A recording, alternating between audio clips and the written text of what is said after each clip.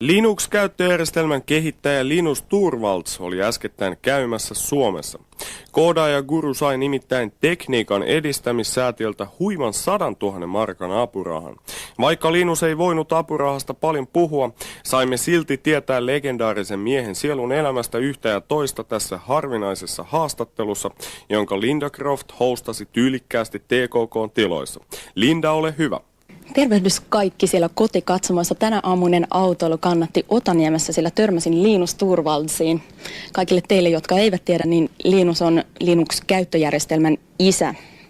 Heti alkuun on pakko kysyä, että onko Linus sun oikea nimi?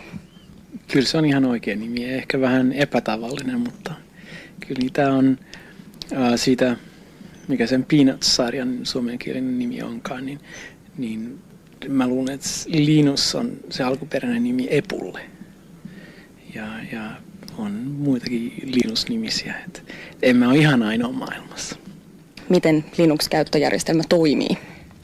No siinä ihan alkuperäisenä ideana oli se, että mä olin ennen niin kuin lyhyen ikäni aikana, niin mä oon käyttänyt erityyppisiä järjestelmiä. Niin kuin alkaen siitä 20 tyyppisestä basic-järjestelmästä. Sitten mä oon käyttänyt jonkun verran DOSia ja sitten näitä isoja tietokonejärjestelmiä VAX, VMS ja vastaavaa. Ja se mikä tapahtui oli, että mä tulin yliopistossa sitten kosketuksiin Unixin kanssa. Eli se alkuperäinen idea oli, että Unixi.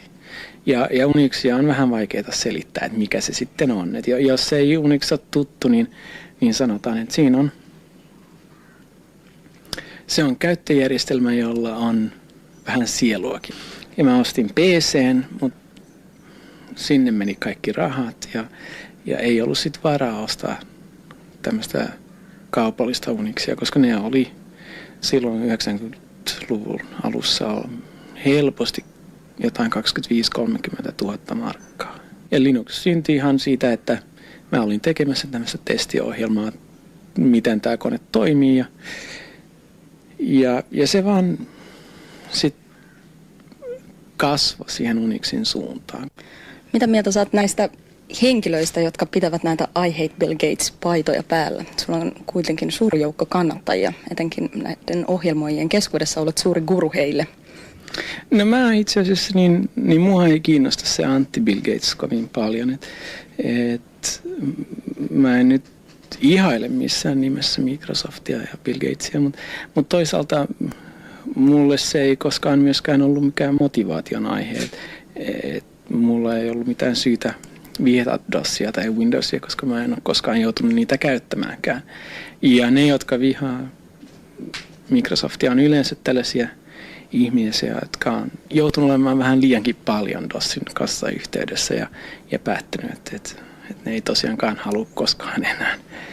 Sä puhuit tuossa äsken luennon aikana Linux-säännöstä, joka sisälsi elonjäämisen lisäksi sosiaalista elämää ja viihdettä. Niin kerro ihan lyhyesti tästä omin sanoin vielä. No mulla on sellainen teoria, että kaikki mitä ihminen tekee se tulee tästä ihmistä motivoivista 3 asiasta, joka se ensimmäinen on se elonjääminen.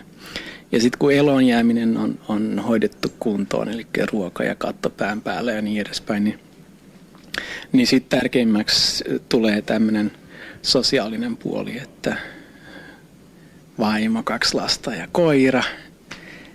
Ja sitten kun sosiaalinen puoli on hoidettu, niin sen jälkeen onkin loppuelämä on sen viihteen perässä jahtaamissa. Ja se viihde on sitten eri ihmisille eri asia. Mulle se viihdepuoli on just sitä, että mulle Linuxin tekeminen on viihdettä. Eli se on sitä intellektuaalista viihdettä. Että siinä on se kiinnostava puoli on juuri se, että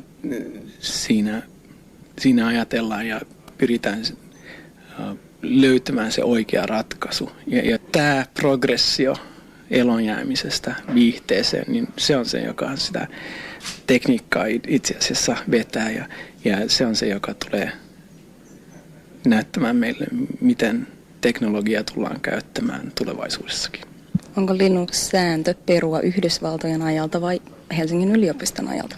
No se on kyllä ihan mun oma niinku, pieni filosofinen keksintöni ja ei se nyt kovin monen tunnin työskentelyn takana ole, vaan siinä on parin oluen, eli ajatellut elämän tarkoitusta ja se on Linuxin versio tästä elämän tarkoituksesta. Kaikki, mitä mä oon nyt jutellut sun kanssa, niin susta saa varsin sosiaalisen ja mukavan kuvan. Eli tämmöinen kaikki stereotyyppinen, mitä liitetään ohjelmoihin, niin se ei päde suhun. Niin onko nyt mitään sellaista, paitsi tämä itse sun ammatti? No itse asiassa muhun päti kyllä ennen kaikki nämä nörtin ihan stereotyypit. Mä olin tämmöinen itsekseni työskentelevä, vähän ujo henkilö, jolla ei ollut mitään sosiaalisia kykyjä ollenkaan. Ja se on osittain Linuxin ansiostakin, niin mä oon sosiaalisoitunut ihan vaan sen vuoksi, että siinä joutuu aika paljon olemaan muiden ihmisten kanssa tekemisissä. Pelaatko henkilökohtaisesti tietokonepelejä? Mä en ole hirveän iso peli-ihminen. Mä joskus, jos ei ole mitään muuta tekemistä, niin mä pelaan jotain niitä ihan yksinkertaisimpia, että ammutaan kaikkea mitä liikkuu tyyppisiä pelejä, mutta se tapahtuu itse asiassa aika harvoin, että useimmiten niin mua kuitenkin kiinnostaa paljon enemmän se, miten se kone toimii kuin mitä sillä voi tehdä.